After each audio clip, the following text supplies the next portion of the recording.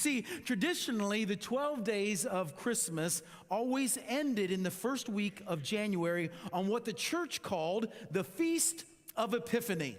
Epiphany was from the Greek, and it meant the revealing.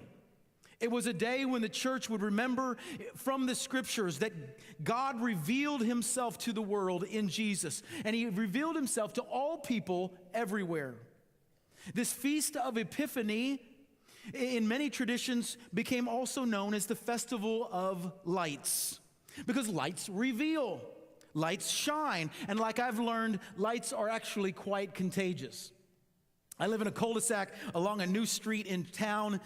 During the Christmas of the first year, we built the house, we moved in, probably decorated the inside of the house, but I opted out of putting lights outside. There wasn't a lot of people around, and it's a lot of hassle. So by the second Christmas, other neighbors had been building and moving in, and we were having fun getting to know each other. But I was thinking I would just pass on the whole Christmas lights outside thing again until I discovered that one of our favorite neighbors in the neighborhood, Kenny Soboleski, might as well have been named at birth Clark Griswold, because he set out to light up his house like he was on a mission from God. It was like months in advance that he was doing this and working on it, and I saw how hard he worked and how good it ended up looking, and that I couldn't help it. I don't know if it was pity on the man or trying to keep up with the man. I went ahead and I threw up some lights on my trees as well, and a few other neighbors put out a few lights here and there, but Kenny's house, it stood out.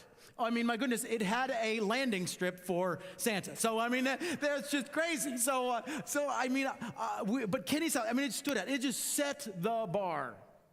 Well, something happened over this past year. Whether it was Kenny's fun personality, reminding all of us neighbors about our Christmas glow potential, or it was us being inspired from last year, or even a little friendly neighborly competition, whatever it was, all I know is that if Christmas lights can be contagious, that's exactly what happened on our street this year.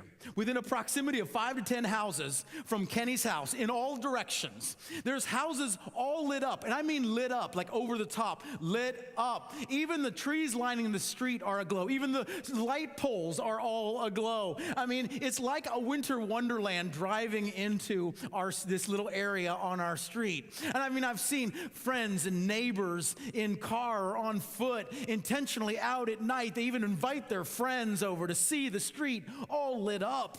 I mean, there's just something special about being surrounded by so many lights at Christmas time. At this rate, I cannot imagine what a beautiful sight our street will be next year.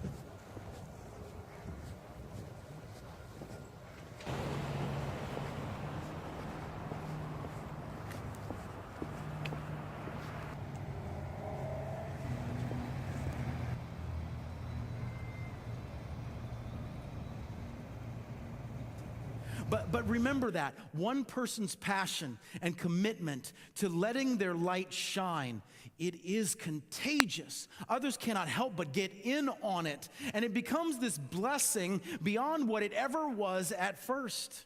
And it is quite honestly a sight to behold.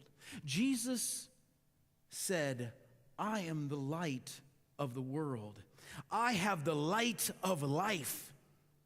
And he reminds us that you are the light of this world. And so in the same way, let your light, my light shining in you and around you, let it shine before others so that they may see your good deeds. They may see the good things that happen in your life because of having a relationship with God.